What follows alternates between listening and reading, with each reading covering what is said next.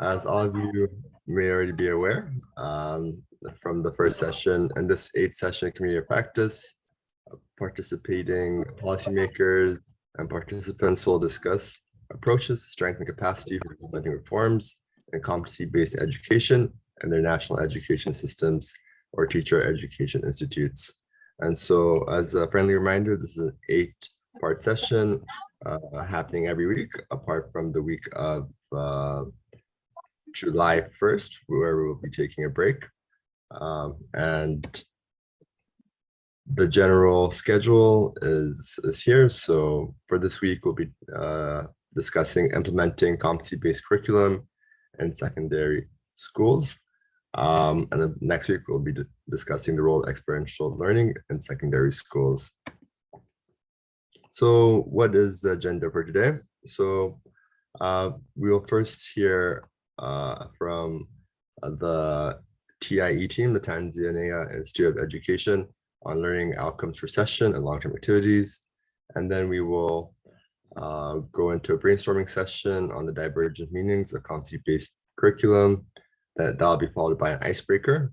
And then we'll also hear more from the TIE team on the characteristics of the 21st century for subsequent discussions on the gap between rural and urban schools and implementing competency-based teaching and learning. We will then follow that up with a breakout session where groups will discuss the Zambia experience, which will have been shared beforehand. And then we will have a presentation from Ania from the TIE team. And then finally, we will have a survey from Cosmos, also from TIE team, to gauge participants' takeaway from today's lessons. And so what exactly are we hoping to gain from today's session? A strengthened understanding of what works in competency-based learner-centered education in heterogeneous contexts according to practices and data. Number 2, more policy and practice options in competency-based education. And finally, learning partnerships between policy actors, educators, and researchers within and across countries. And with that, I will hand it over to the TIE team to continue from here. Thank you all so very much again.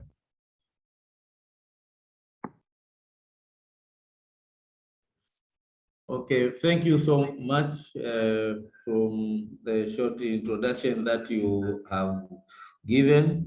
And now I'm sharing what we are going to do today.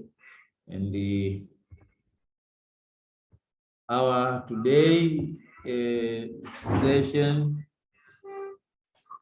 is on how do we implement competence-based in secondary schools. This is an important aspect that we feel that we need, because as we all know, secondary education is one of the important areas that need to create manpower who will serve the national development.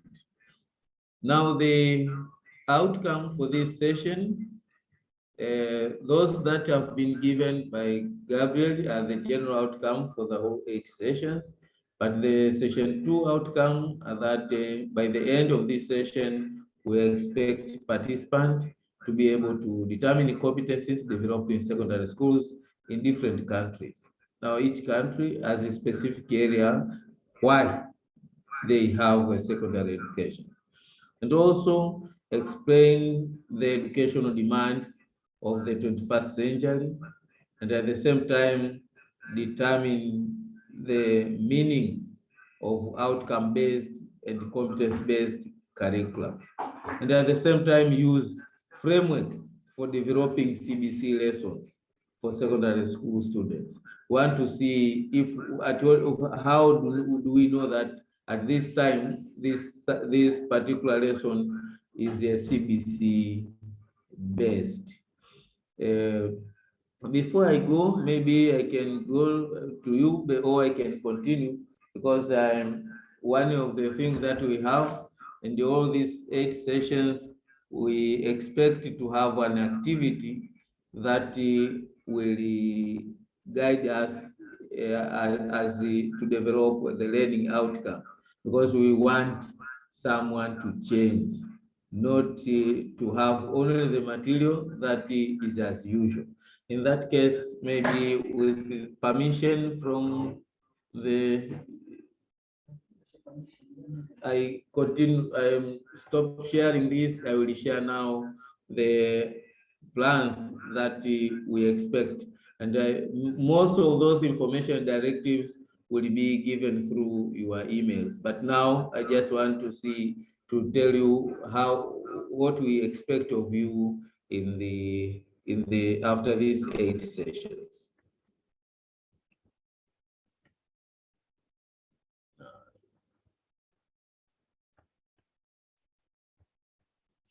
I'm sharing this screen as I think everyone sees.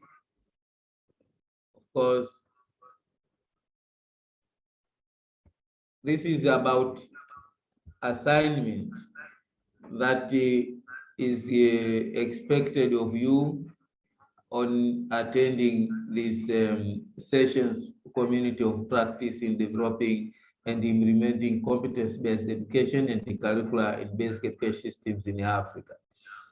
We expect to provide certificates, but the certificate will be given to those who will submit their plan by 4th August. And of course, more information will be given and how to submit. But this time I'm sharing with you to know what will be expected of you so that you start developing something to work on. Instructions are that we have 8 sessions. Each participant can select 1 or 2 topics according to their professional specialization and prepare a plan on how to implement or strengthen a competence-based curriculum or assessment. The topics to work on are covered in the 8 sessions of the program. The idea behind this activity is to bring reform on implementation of the competence-based learning in your context. Selecting 1 or 2 topics is meant to give at least enough time so that you can go deep into it and possibly you can refine and implement such a plan as an outcome of the training. The topics, of course, there are 8, as we know. There is that related to mapping the competencies for students, implementation of competence-based curriculum, integration of experiential learning, integrating ICT, classroom-based formative assessment, quality assurance in competence-based education, and the implementation of competence-based curricular and approaches in teacher preparation, education, and professional development. Of course, in each of these assignments, where one is choosing, there are some guiding questions that will be following.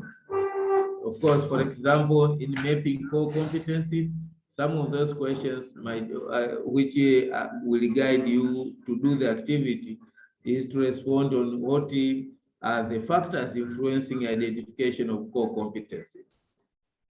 How do you develop core competencies? After you have identified, how do you develop them? How do you ensure quality on the implementation of the core competencies?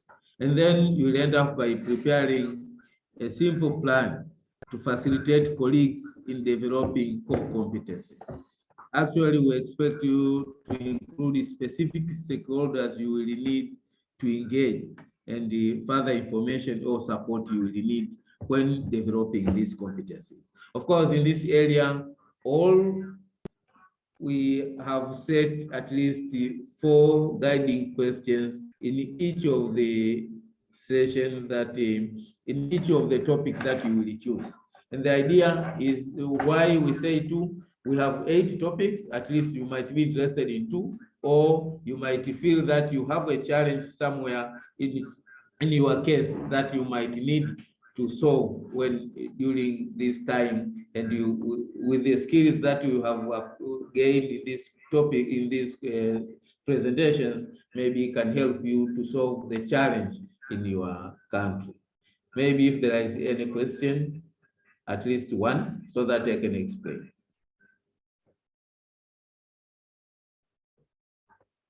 Over.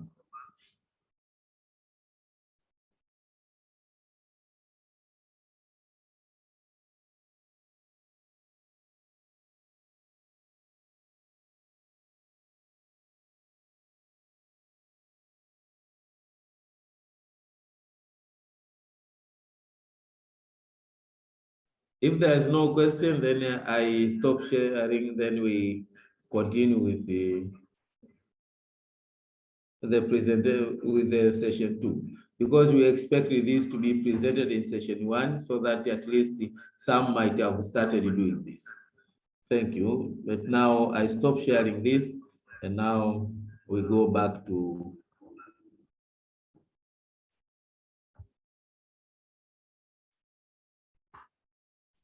the PowerPoint presentation.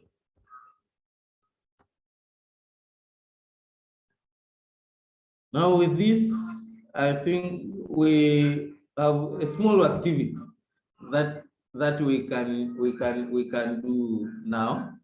Is related to, it is in Slido, where we want to question ourselves. Should competence-based let me share. I haven't shared this. Oh. Let me share the screen. I haven't shared the screen. Okay. Okay. Can you see the screen? Yes, I can see Yeah, the screen. we can see. Yes, we can see it. it. Yes. We can see it. Yeah, it's clear. It's clear. Thank you. Okay. Now let us give at least 1 minute. I was explaining about the small activities that we have to do. A small question: should competence-based curriculum always mean an inclination to the world of work? This is a small, we can call icebreaker, that will let us try to join hands to see how we can do it. And I have given some explanation already on how to do it. Maybe you can see in this chat, you can enter this number Slido, and then you can enter number 8060874 to respond to this question. And we can see answers. Let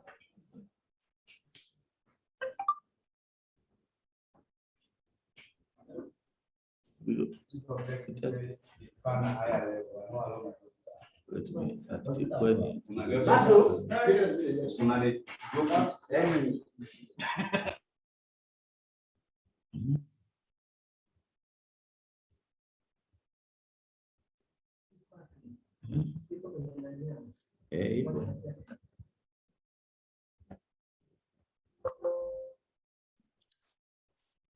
Hi, Cosmos. Yes. Graham is asking if you could put the code in the chat, please, or if you could display it and then I can also put it in the chat. Yes. Let me show the code. Let me share the screen. Yes. Also it is shared in the WhatsApp.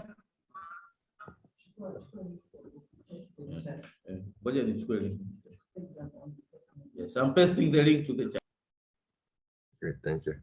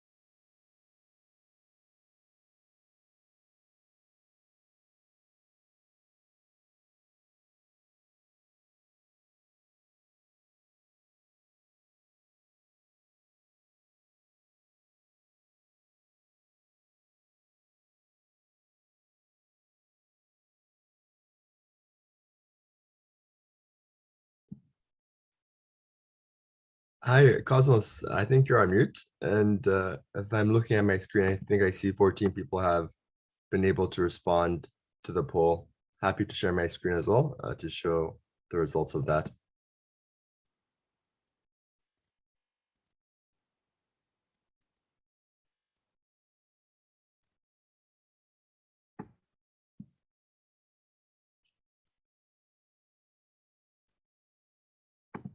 You want to share your screen?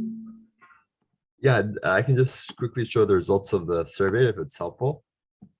This is Yes, so yes, I think 14 people have responded and most of the yes, participants responded yes. And so perhaps we can. yes, yeah, yes. Okay. Thank you so much. This now tells us that we almost all understand that competence-based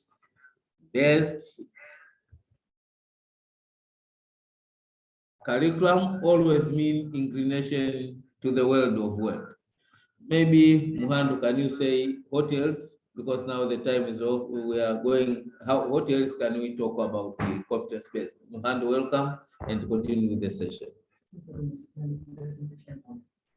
Yeah.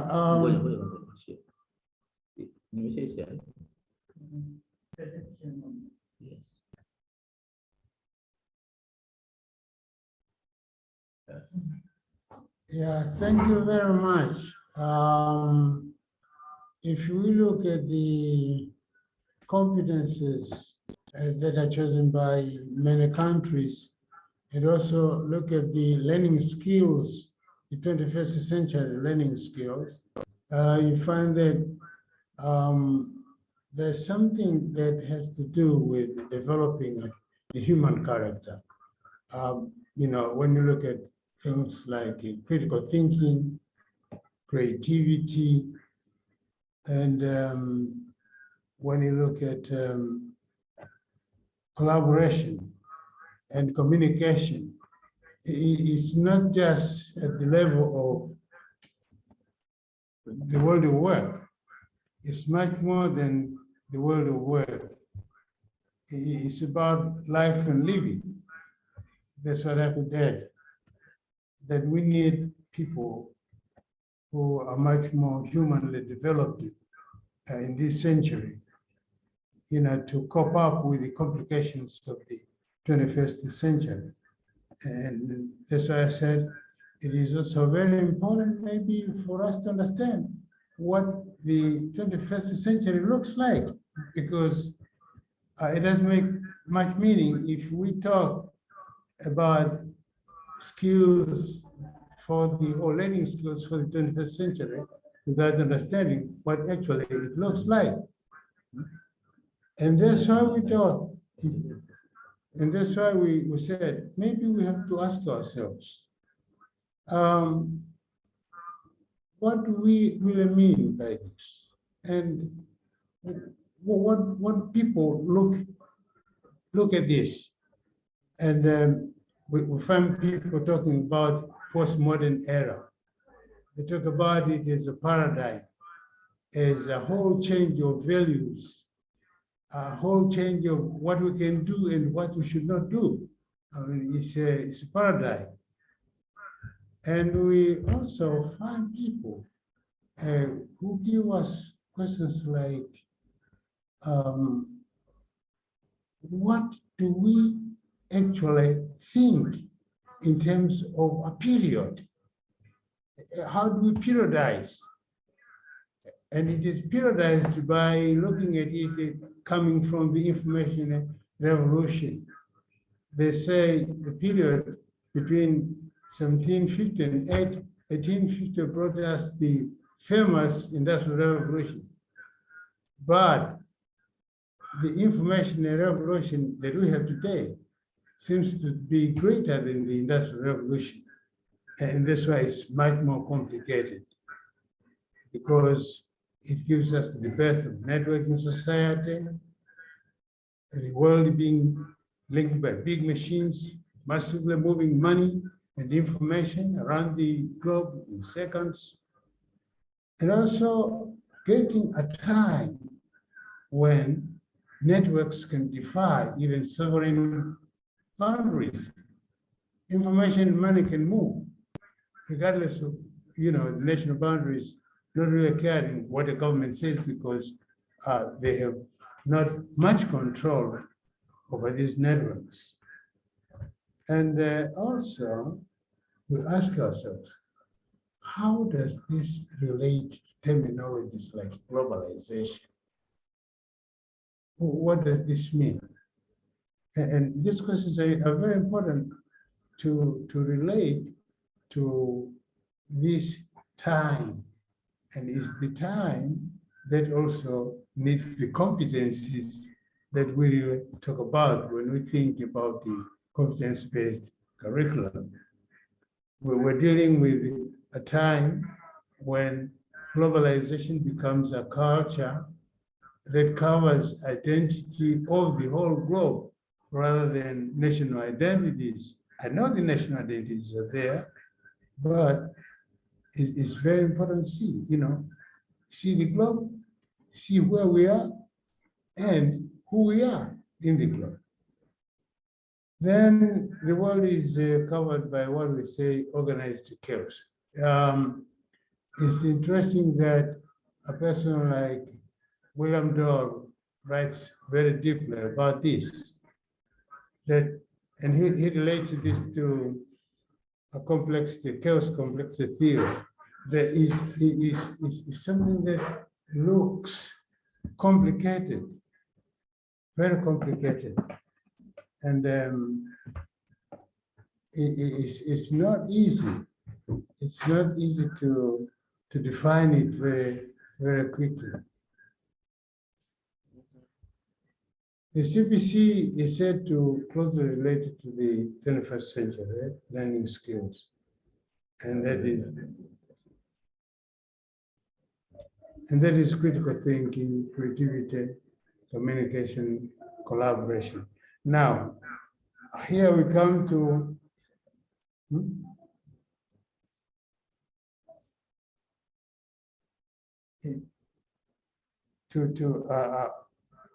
an assignment that you did, and I think we will already gotten the responses. Now, we have given these characteristics.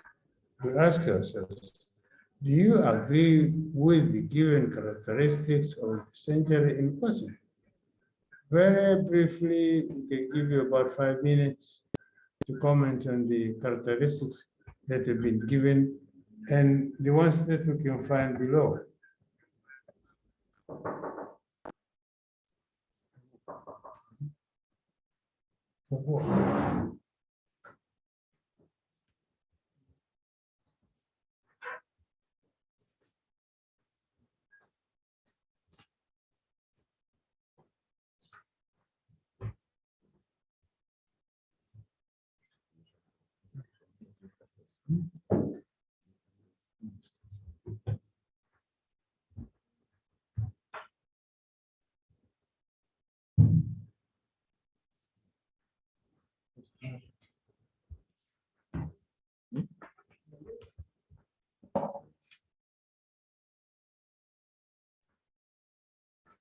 Okay, now there is another slido there. You can try to respond to that question and maybe we'll share the results.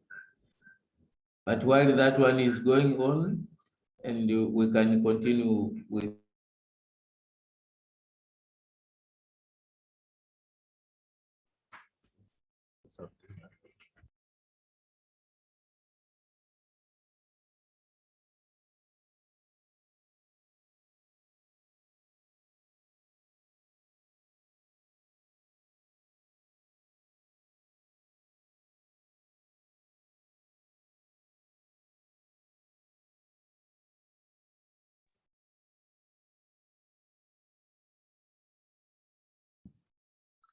Hi, Cosmos. Is the code the same or is it a different code this time? the same code. Okay, I'm trying the same code and it's just taking me to the same screen. that we saw before in terms of the last question. Don't know what is happening. Well, this is the same code.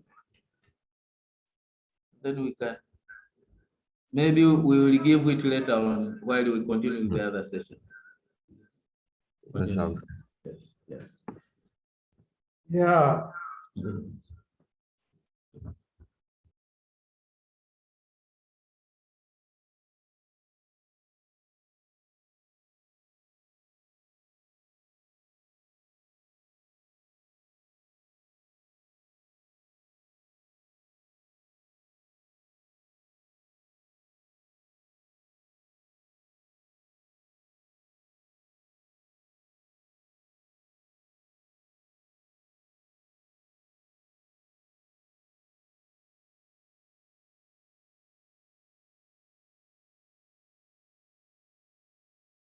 maybe when we try to go on with the technical problems here, I had better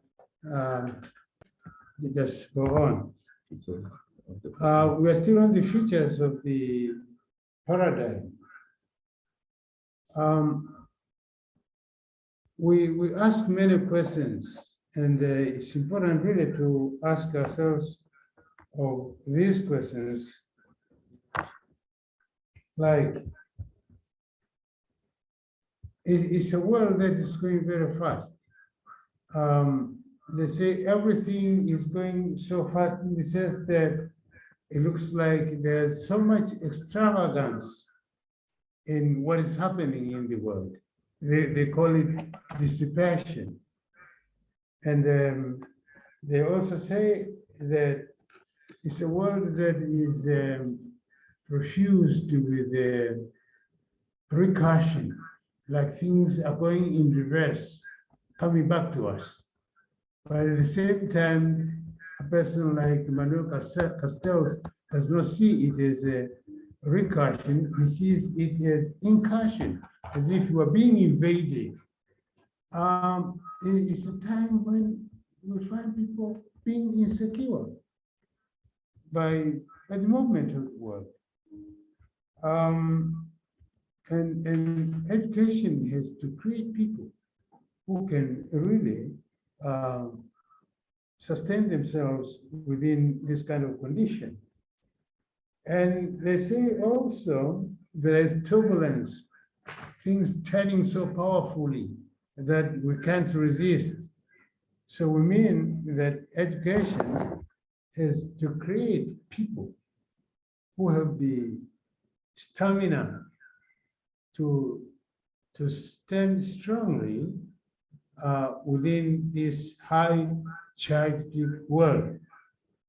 A person like Dole, when he talks about volition, rigor, he means that we need people who have a very strong character. And they also say that we cannot easily make sense of what is going on. And he looks at it as being grotesque, something that stands between a dream and madness. I don't know if it is an exaggeration, because the world is as much united as also as much divided. You can imagine people who are living in what we call artificial intelligence and in the Western Hemisphere, and a person who lives in my village and is still the same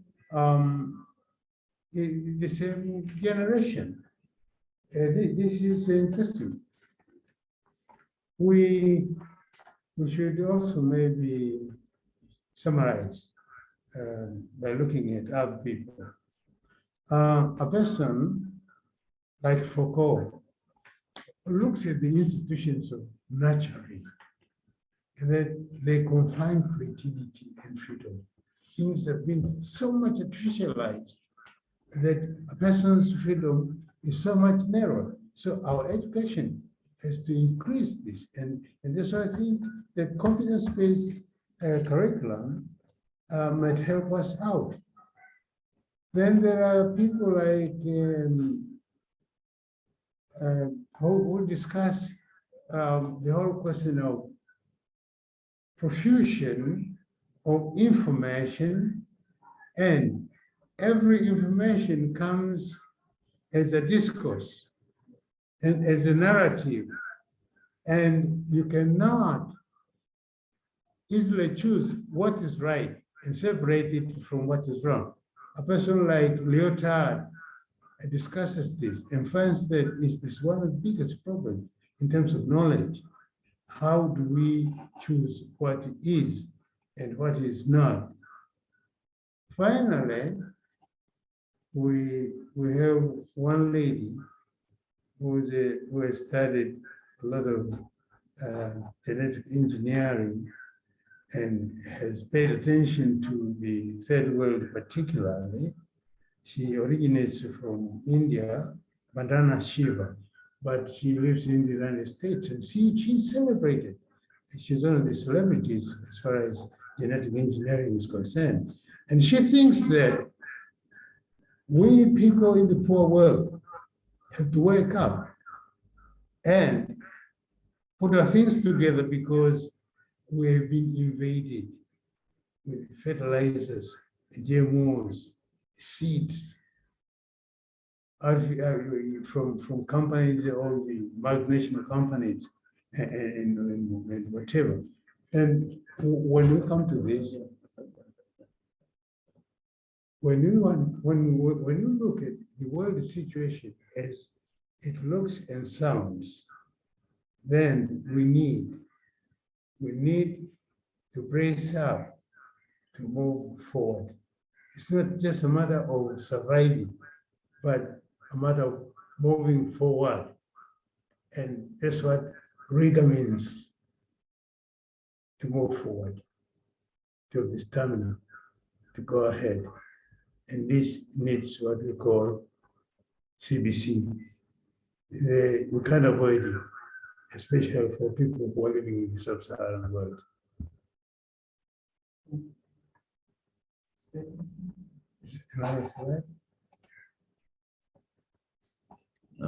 Now, we are talking about our need for CBC.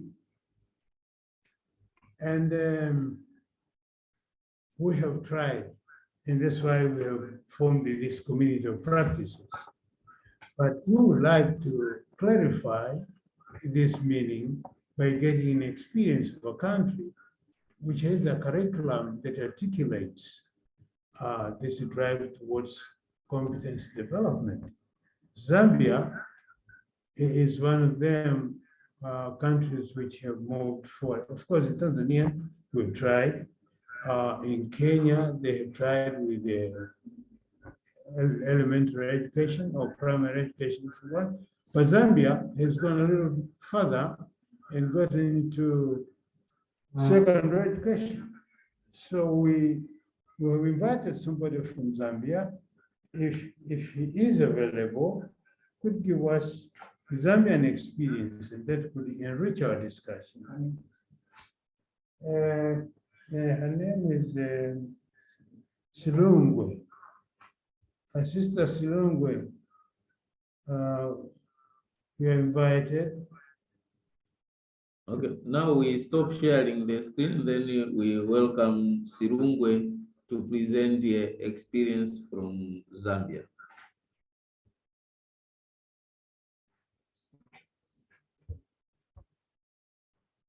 Maybe small music while Sirungwe is preparing to share the screen.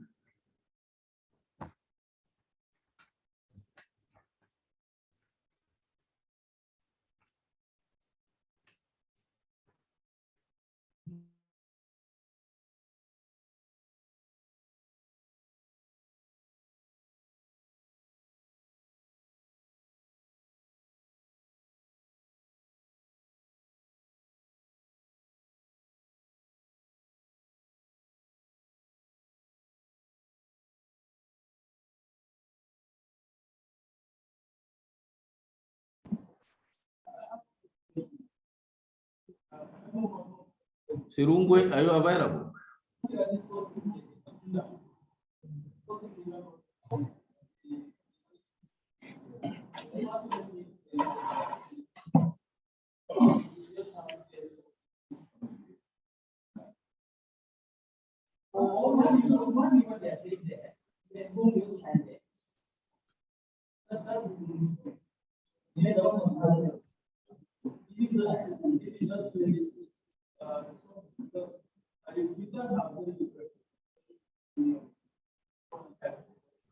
Okay.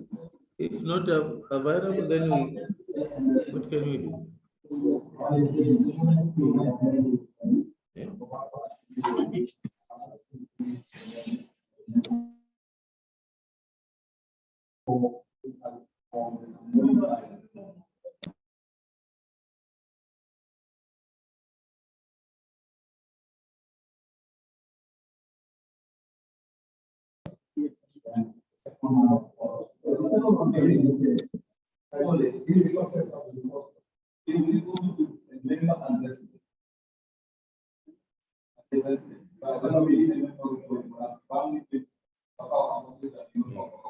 Maybe if Sirungo is not available, then we can get experience from others. If Hello, it's actually me. okay. Hello? Yeah. Hello. Yeah, I just had a problem with network. Let me just start presenting. I'll share.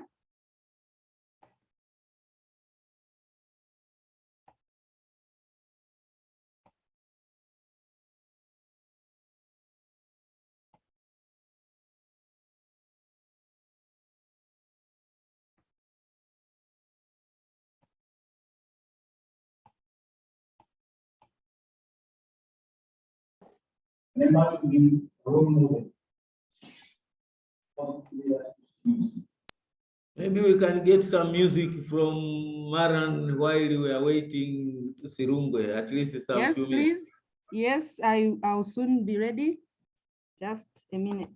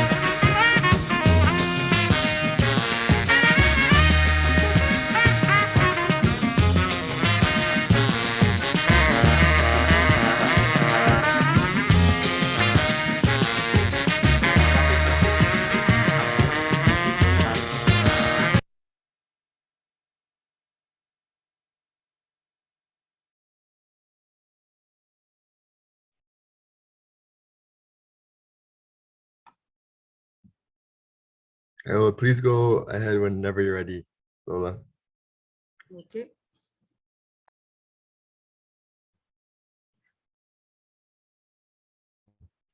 Okay, good afternoon, everyone. Yeah, sorry, I took some time, the network and other issues, but let me just go right into it. I'm looking at the outcome-based curriculum in Zambia. In 2013, can you get me? Okay. In 2013, Yes, we can hear you. Okay, in 2013, we revised our curriculum. We were following a content-based curriculum where the learners will have to reproduce what they had learned in class, and then their exams. So after a number of surveys and the results that we were getting, we decided to revise our curriculum. So we looked at the outcome-based curriculum as the curriculum that would help us lift us out of whatever was going on in our country. So the outcome-based curriculum, according to our curriculum framework, it's based, it's an approach to learning that the Ministry of Education in Zambia has adopted. It seeks to link education to real life experiences as it gives learners skills to access, criticize, analyze, and practically apply knowledge. And that is what we wanted to have our learners bring out. So the learners are given practical experiences during teaching and learning processes that help them gain life skills. As a country, the curriculum was revised, as I've said, in 2013 to move away from content-based and behavioral approach to the outcome-based curriculum. So we looked at the following perspectives in outcome-based curriculum of outcome-based education. That's what we are going to use to judge whether the curriculum is effective or whether our children have learned anything. So there are three parts that can be looked at. There are three aspects. There's inputs to the system, the finances that are going into the curriculum, the resources and the infrastructure. Then what happens within the system processes used to organize the curriculum. There's also teacher training and education delivery. Then what we get at the end of the training. So for us, all these three are considered as very important. In Zambia, all the three are considered important, as I've said. The quality of general teacher education will also be judged from all three. So the principles are that there should be clarity of focus and reflective designing of the curriculum and setting high expectation for all learners and appropriate opportunities for education to take place. So we have values, the content in the curriculum, we expect that there will be values, competencies, subjects, and cross-cutting issues. And then we also have principles, curriculum design, pedagogical approaches. All these should ensure that our aims are going to address all this in our education. So there are so many components that are there. For the values, we have issues on values. I won't say much, but we have personal excellence, discipline, hard work, professionalism, citizenship, patriotism, community participation. Then there is faith.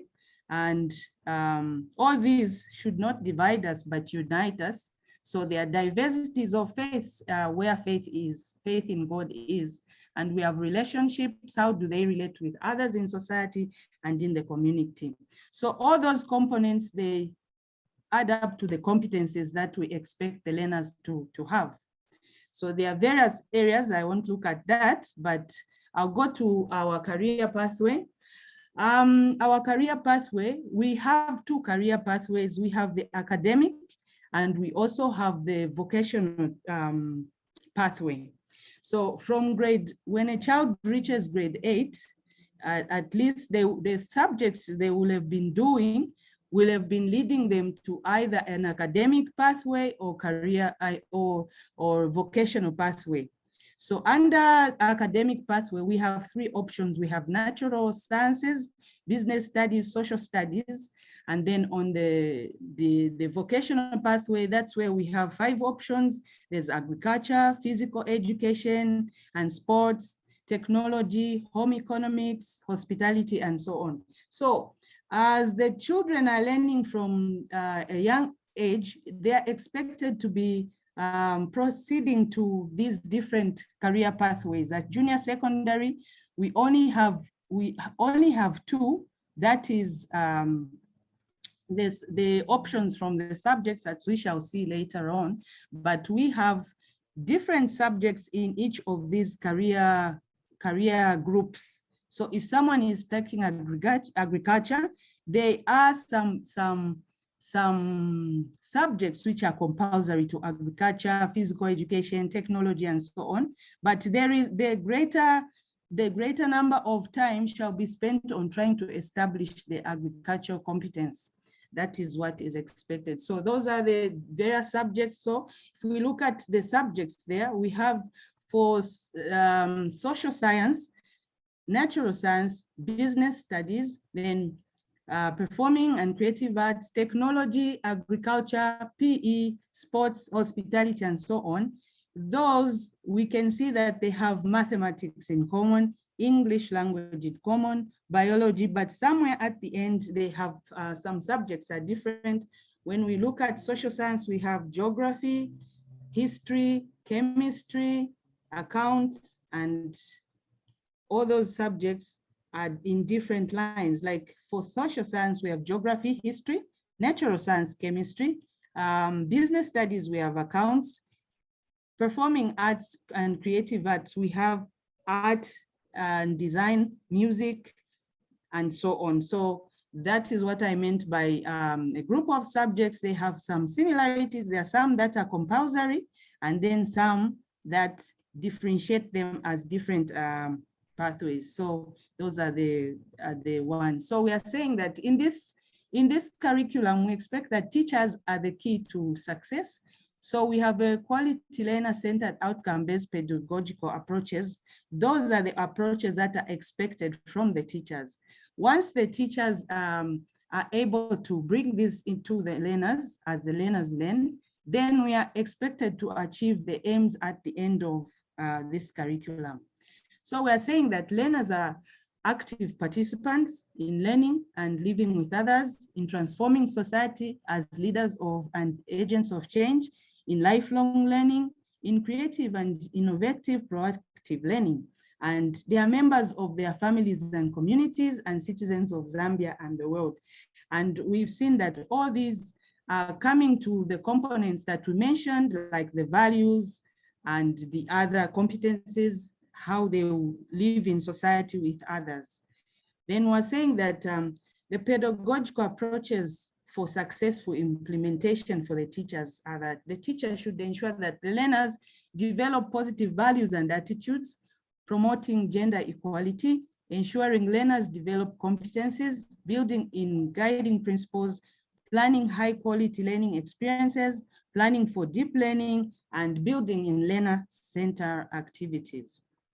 So we are saying, having looked at briefly the things that we expect from the learners, I just want to bring out that it has not been an easy ride, because we had to work with changing of the mindset.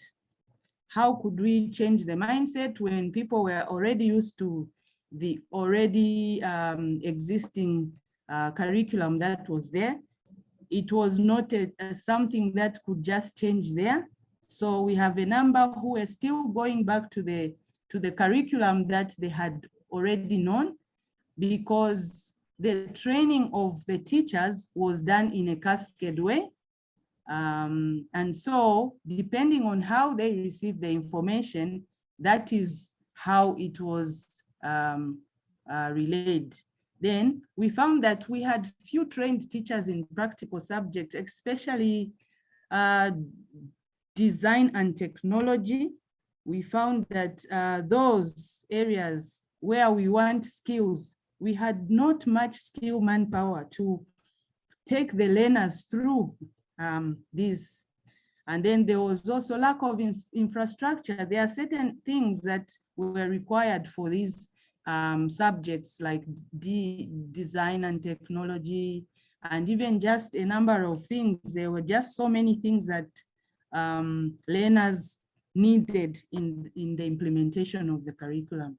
Then we found that there was not enough teaching and learning materials, like I've mentioned, especially with subjects like music. Maybe the school has no instruments and then they begin music and all that. Changing from what they had been used to another was an issue.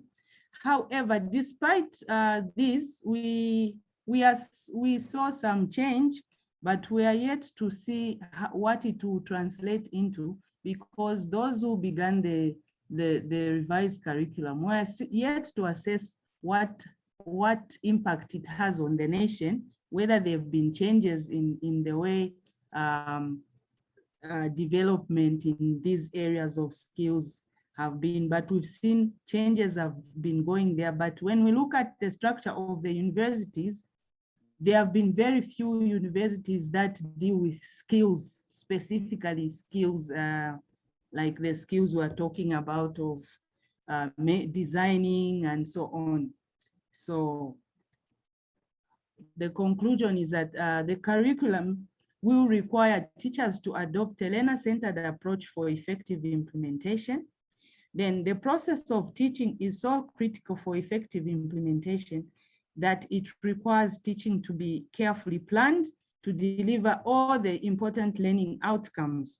So looking at what has gone so far, we have not really achieved what we want, but we feel that if we capacity build our teachers and ensure that we are able to have manpower that is able to bring the learners to what we want to see, then we can see the skills at work in our nations and improvement. And then with the 21st century skills, I think we really have a long way to go. And it's good that we are able to interact with one another. But what I can say is that that is basically a summary of what our experience has been over the outcome-based curriculum. We have the values, the competencies, and what was mentioned even in the competence-based curriculum. But we see that despite all these we want to achieve, we have not yet seen them in our children, but we have seen the interest has risen into moving into skills and seeing, because most of our learners would have preferred to be in the academic pathway. But the goodness is someone can take both the vocational pathway, but follow the academic. At least they would have had some skills at some level should they want to pursue further. Thank you.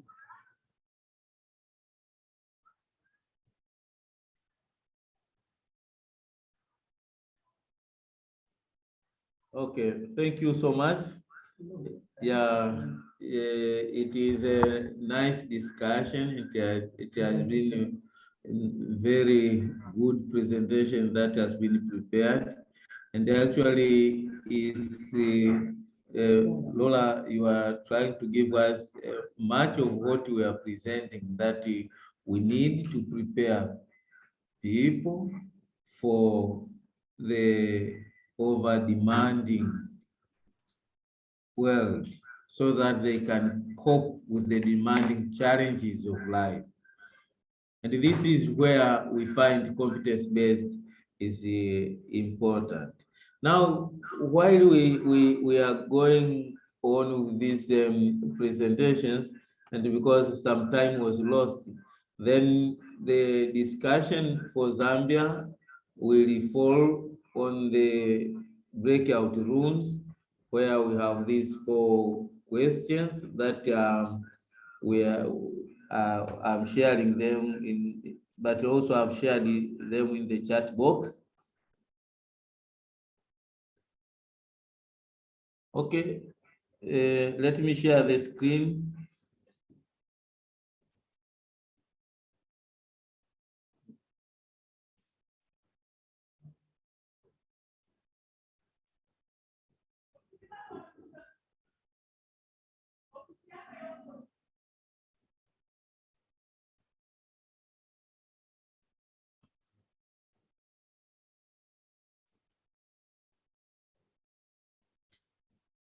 Here are some of these questions. The breakout rooms will take us some time, like we expect 15 minutes, but if we use less time, it will be good.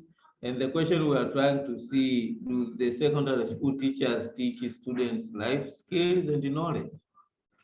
Now each group will try to, group one will work on implementation of secondary school curriculum, whether implementation of the secondary school curriculum makes a possibility of teachers to teach life skills and knowledge.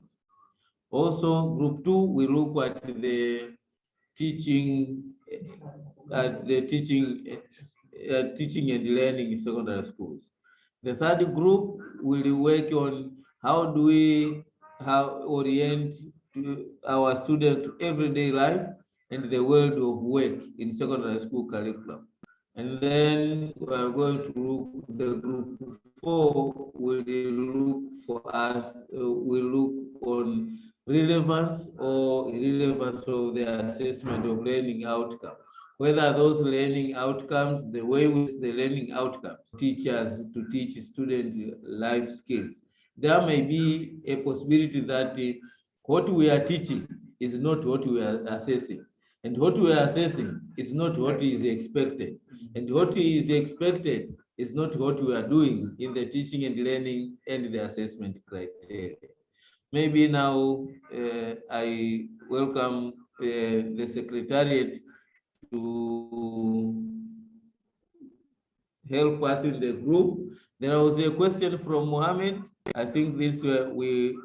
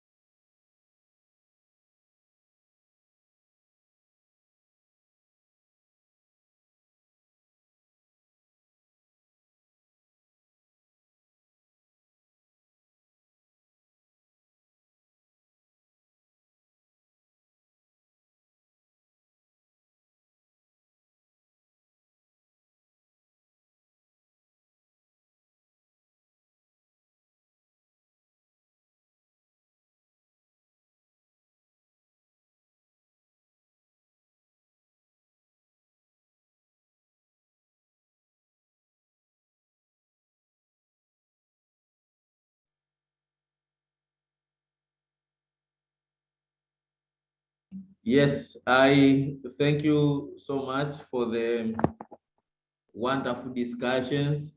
I was in two groups trying to see how we go on. There are a lot of discussions, and the discussions are around, do the secondary school teachers teach life skills and knowledge when implementing school curriculum, during the teaching and learning, during orienting to everyday life and the world of work, during the assessment time. Now it is time to share experiences from the groups. Now let us hear from group one. What do you say? Do the secondary school teachers teach students life skills and knowledge when implementing secondary school curriculum? Let us get some responses from group one. You are welcome.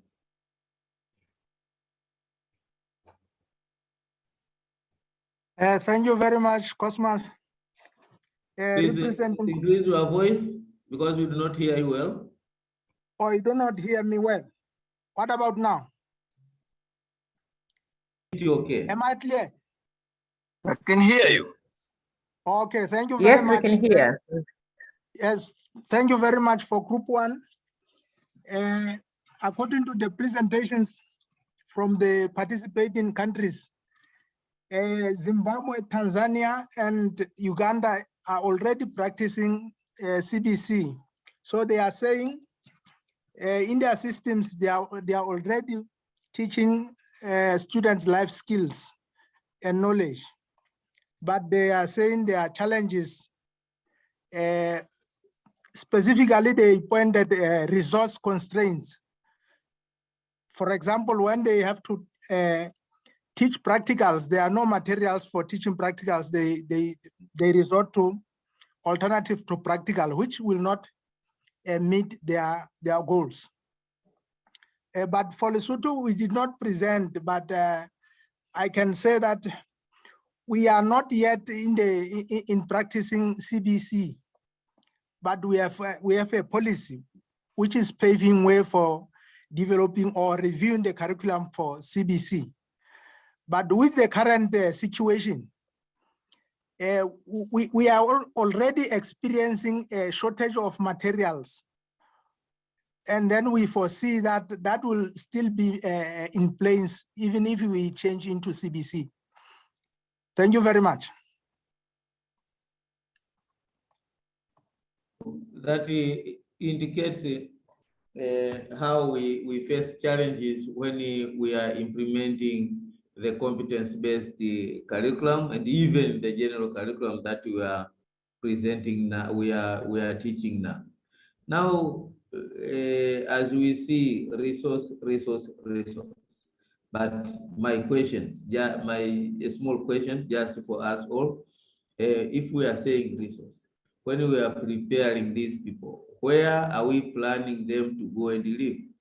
And if they are going to live in a general society where everyone is living, those who are doing those activities that we expect our learners later on to do, where do they go to those resources? I think we have a homework to do, especially with the question of community involvement, so that school, we should not put in schools as a small space where nobody should enter. Now let us listen from group two. Do the secondary school teachers teach student life skills and knowledge when they implement teaching and learning activities in schools? You are welcome, group two. Good afternoon, everyone. My name is Fat Kinesi from the Gambia. In group two, only two of the countries have started the competence-based curriculum, that is Sierra Leone and Somalia. However, they have not started it in the secondary school level. It is still in the primary school or the basic education cycle, excluding the secondary school level. They mentioned two challenges. One is around teacher the teacher differences. For example, the mindsets of teachers. The other one is about capacity building of teachers from initial training to and also in service training or continuous professional development. How do they shift them from the traditional way of looking at the curriculum to a curriculum that is putting emphasis and privileging the development of knowledge and life skills? Among the challenges they mentioned, it included large classroom sizes, that learner-centered methodologies are not well suited for the type of classroom in both countries. The other one is lack of capacity of the teachers. Yes, it is well and good to say the teaching should be learner-centered, but what does it mean in terms of meaningful practice or meaningful teaching and learning activities? So those things need to be addressed by the teacher training system.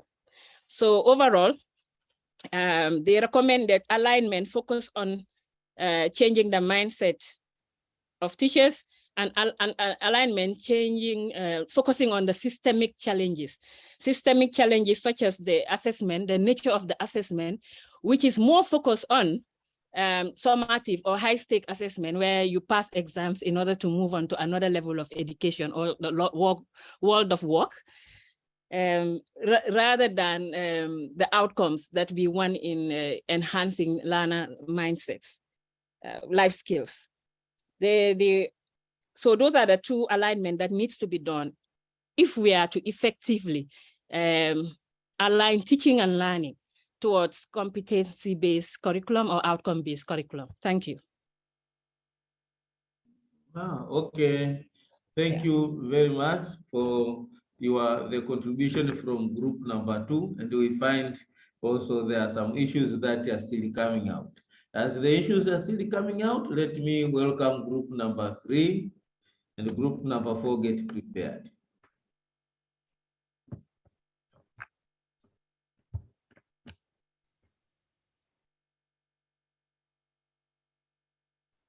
Group number 3.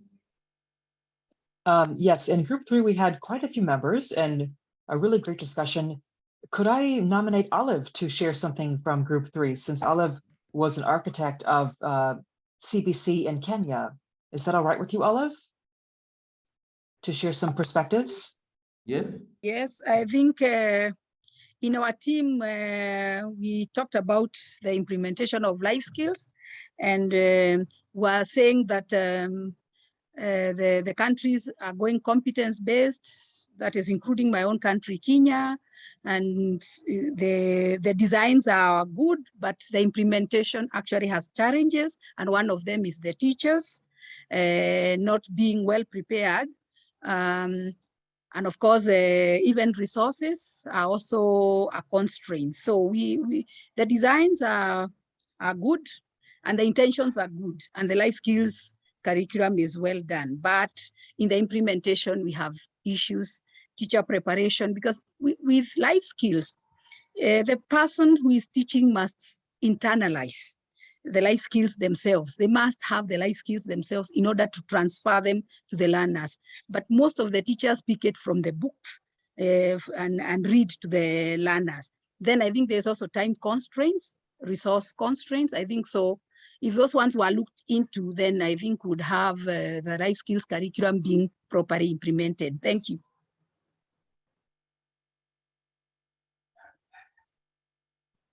Thank you so much. Resources coming up every time, teacher capacity coming up every time. And now let us listen.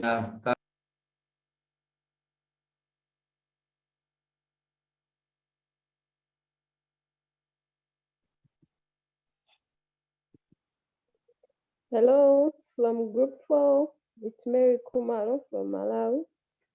So from our group, we are looking at point number 4, the irrelevance of the assessment of learning outcomes in secondary school. Regardless of various approaches or types of curriculum being used from different countries, we agreed on one thing, that is to say that assessment is relevant, because without assessment, it means you won't be able to know whether your goals have been achieved. So basically, we're focusing on the relevance of assessment. However, the most important point that should be noted is that the assessment will only be relevant if it is well structured. If it is well structured, it means the assessment will be able to give feedback to the teacher, firstly, whether positive or negative feedback. If it is negative feedback, in the process, it will also help the teacher to make better plans or to, that is to make new plans for new lessons in terms of teaching as well as learning materials that will enhance the understanding of the learners as well as improve the delivery of the lessons altogether. On the same, feedback will also help the teacher to know whether the students are on the right track. And then most importantly, assessment will also enable the teacher to know the strength, that is the teacher's strength, as well as to know rather it will also help the pupils as well to know their own strength. If I were to make reference to the previous presentation from Zambia, where they said that there are certain subjects which are regarded as core subjects, whilst on the other side, students are given a chance to choose from a certain group of subjects. So if a learner knows his or her strength, that is, it means that that aspect will help him or her to choose the subjects that he is comfortable with. And then at the same time, recognizing his weaknesses, it might also help the learner to work on those, or rather to put effort on those subjects where he or she is facing problems. So basically, that's what we discussed in group 4, bearing in mind that the conclusion is that regardless of approach that is being used, the assessment is very necessary. However, it will only be effective if it is well structured, and it will also be beneficial both to the teacher as well as the learner. Thank you very much.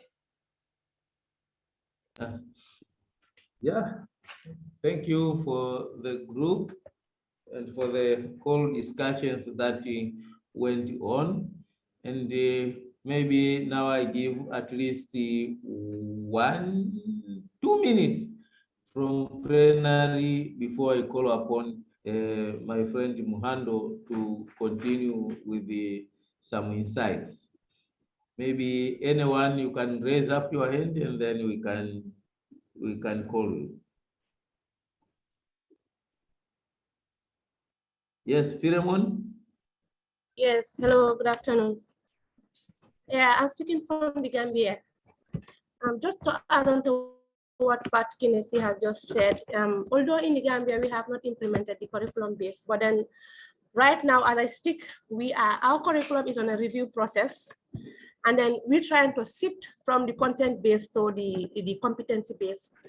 And then when it comes to the teaching of skills, especially in the basic education system, we trying to maybe introduce it to the kids at an earlier grade than waiting for them to go to grade, let's say, the senior secondary school, that is from grade 10 to 12 before they engage on skills. In our new curriculum that we are, our new curriculum reform, we're trying to concentrate on skills, competence, the skills, the knowledge, as well as the values that are needed in our societies. So skills are something that we are also looking at in our context. Because here we're trying to develop people not to be job seekers, but also when they graduate from schools, they will be job creators. That is to be able to create jobs and then have themselves skilled in certain areas. Thank you. Yeah, thank you, Philemon, for your nice contributions. But one thing that we are still lacking in most cases, and please take it with me, is that when planning curriculum, we are planning for a society that has not been seen, and not for the society that is seen. For example, very many times we do not consider early childhood education. We do not consider people with special needs, especially how do we help them also become more independent. I'm talking that because I've been in that area for so many time. And every time we, for example, if we ask you in how many countries today people with visual impairment and the deaf can participate in such discussions, that when preparing curriculum, we have to consider. Excuse for intervening, but thank you for nice things. As you are making this, try to look at how do we include people with disabilities from early childhood education, primary education, secondary, and later on the tertiary will just come by itself. Crispin from, please welcome to give your insight. 2 minutes, please. Thank you very much. Yeah, can I add From on to what Zimbabwe. Oh. Thank you very much. From the discussions, it seems I'm picking that some countries have not yet adopted the competence-based curriculum. So my question is, what are the reasons? What are likely to be the reasons behind that? Is it that they haven't yet developed the CBC framework, or there are other hindrances to that regard?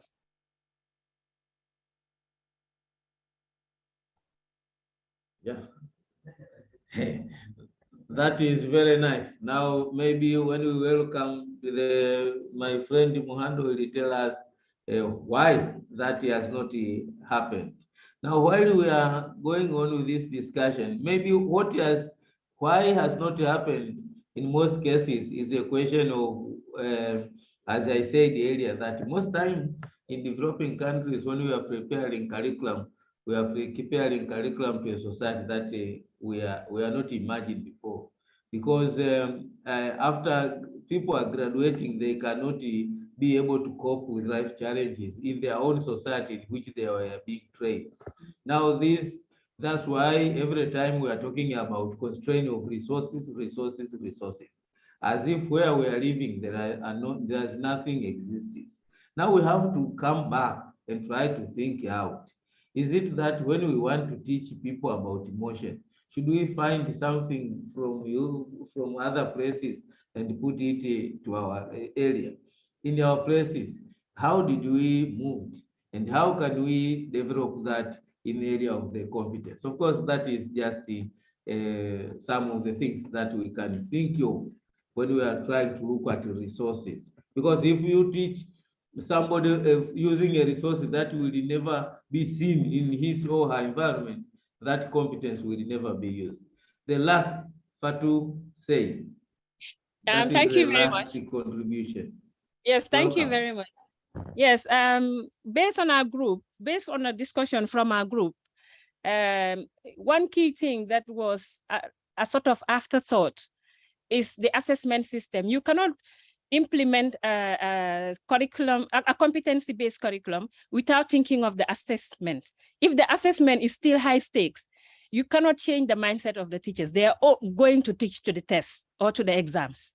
So that is one thing we need to reconsider when we are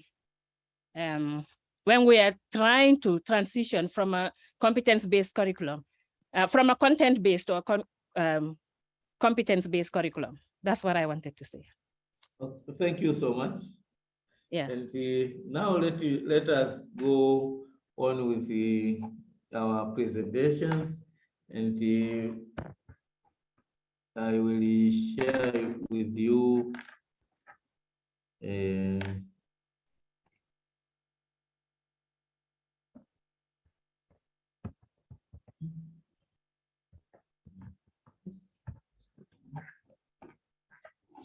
yes.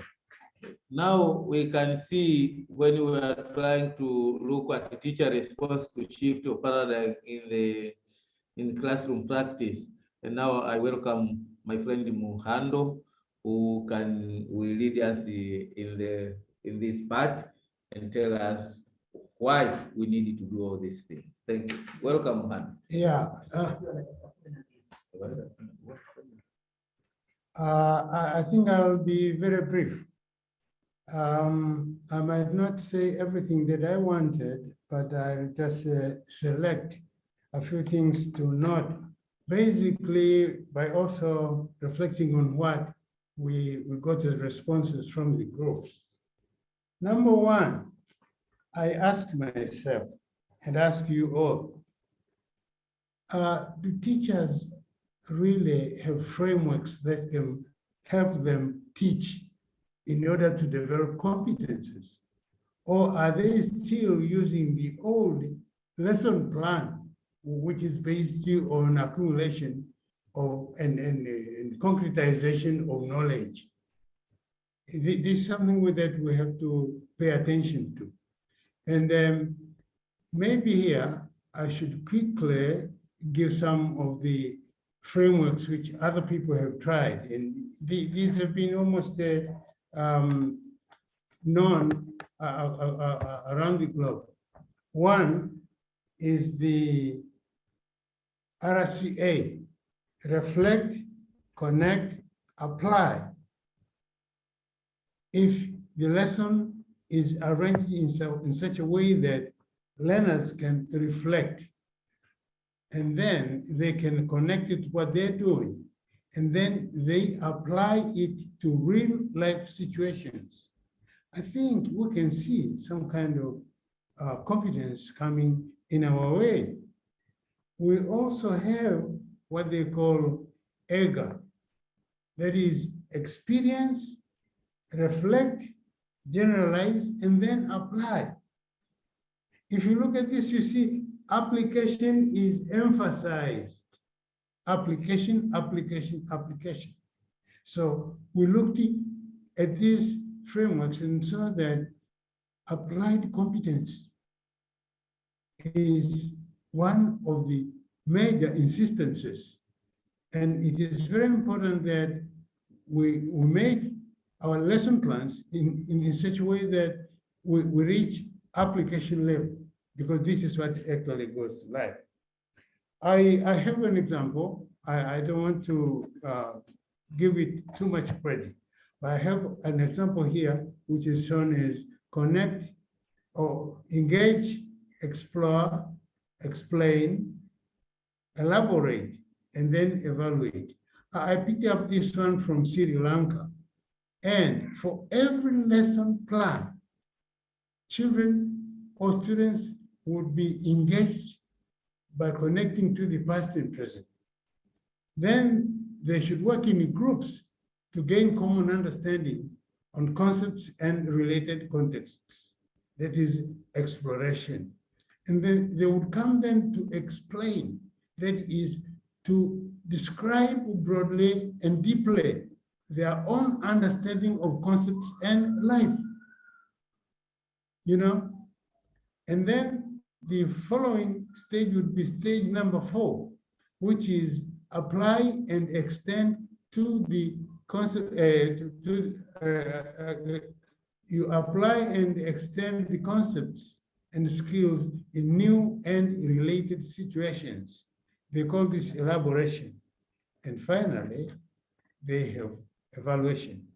So frameworks are very important. We don't have to take these given ones, but we need frameworks. And I could insist from what I heard from you that application is very, very important, because if it doesn't relate to everyday life, then it will be out of context. And another note is about assessment. We are not yet used to rubrics.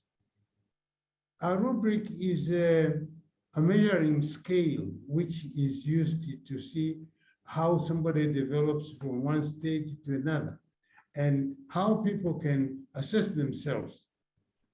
Competence-based curriculum is actually very much geared to self-assessment. Do we give our students opportunity to use their own assessment? For example, people could use a portfolio, and when they use the portfolio, they could even have critical friends to make comments. And these are things which we need in order to make people actually focus on what they're doing and relate it to application. Finally, I would say that we don't write too much. Maybe for us who are in this discussion and other people, we should try to write as much as possible our experiences so that we can learn from each other, rather than just read from external communities, or like the Western community, or maybe the Asian community. We should have our own, maybe, kind of knowledge that relates to the CBC. Thank you very much. Yeah, maybe now we see some of the discussions where we are going to an end. We have discussed about the 5 E's elaboration, and the question is, how do I teach students to do and become in the world? And that is where we need rigor in order to develop people who can move into and with the world certainty with desired competencies. Now, when we have those competencies, the question is, how do we translate them into teaching and learning activities? How are we going to assess? Now, this is the area. You cannot connect one and the other. And even how do we make our assessment inclusive? That is another area. Because sometimes you might be assessing, okay, but how do we assess a person with a special need and disability? The deaf, how do we assess them? The blind, how do we assess them? When it comes to any other thing that we are teaching. And the last thing, of course, these are, we have already discussed. Do teachers have frameworks? Now, these are some of the frameworks we find might help us when we are developing, especially in many places where we are trying to develop curriculum. We might think, of course, might not be this the way it is proposed in this session, but we can find others. But we cannot go in the same way as we were used to do. And also, we have to focus, when we are looking at the teaching, we should not simply teach on how do I teach students to know of the world. We have to make them be able to live in that world that they are ready. And that is also very important. And also we have to develop rigor that let people move. And of course, we see our world is too unpredictable, and therefore we need to make people be able to do that one. In the concluding remark, we see that the shift of emphasis to competence development actually does not abandon subject content. What it does, there are some time we can be inclined that, okay, now if this is the case, then we don't need the content. No, we will still need content. It is just reorganizes content accordingly. Teachers used to students what to teach in the world. Now, in the shift of paradigm, how to do and live, that is how to do and become in the world that has a lot of knowledge already exists, and there are a lot of knowledge is changing every time. Now, how do we teach that student to go into that area? In the CBC, knowledge has to grow and not to shrink. That is, if I have this knowledge, I have this knowledge and I have to continue. Knowledge is not static, has to be volatile. It's just spread out. Certainly, the art of lifelong learning is that has to be more strengthened. And maybe we can say that is our conclusion. There are some questions that are coming up from the chat box. Maybe if we have still some time. Okay, we said sharing framework. Of course, there's a framework within this slide, and I think we will share them also after this presentation. There is a question about a rubric is very important. We'll try to see. And this is how we want. When we have a rubric, that means we will be able to measure competencies, and we will be able to say, okay, that what we are doing is what we expected to do. And that is where we want to go. We might be saying competence-based curriculum, but actually what we are doing is in between, or is not even competence-based, or competence-based in the books and not in the implementation. And we thank you. I'm trying to look some questions before I give it to. Are we saying those countries not implementing the CBC do not have the CBC framework, or they have them, but they are not implementing because of challenges they meet? This question is very important. To respond to it simply is that we are too much worried with the theories. And I was told by my supervisor one time, told me that people will always work in the way they were trained. For example, if we are trained, when you are doing a master's thesis, you must have a research problem. If there is no research problem, that's not research, then you can continue that way. But with the competence-based, why they are not implementing? Some people are worried. You can remember when we started moving into ICT, I remember I was in German, where we are discussing implementing learning management systems in open distance learning. The question was that professors say, okay, now what happens if I give my material online? That means I will not be there. But with the competencies, every country has to do it. And this is where you find many countries are facing a challenge of unemployment. People are going to school, they are not employable into anything.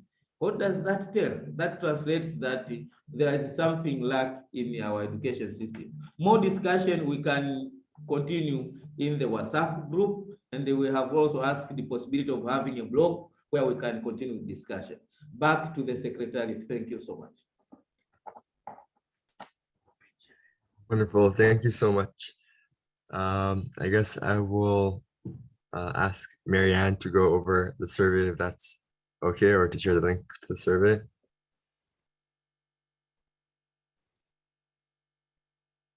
Thanks, Gabriel, and thanks for the great presentations and discussions today, to the facilitators, to all the participants who have attended. I'll just briefly share my screen and show you the survey link, and then I will drop it into the chat box. Also, we will be sharing the presentations from today and the assignment link to the long-term assignment that was shared in the chat box. We'll be emailing those to everyone. So this is the survey. It's the same one as you took last time. And the key to that is that we're looking for trends and your responses over time. So if you could please take the survey and let us know how we can improve the community of practice to better align with your expectations for your own learning. And also tell us what you've learned today and how you plan on using it. So I will share the chat box, the link in the chat box. Over to you, Gabriel. Wonderful. And with that, I think we can wrap up. Thanks again so much for your participation and all your engagement today. Next week, we will be talking about the role of experiential learning in secondary schools. And we look very much forward to your presence and engagement once again. Thanks so much. And we will end up with some Miriam Makeba as rounding off music. Thanks again. Thank you very much. Thank you. Thank you. See you next time. Bye. See you. Bye-bye. Thank you, everyone. See you next Thursday. Okay, thank you very much. Thank you. Bye-bye.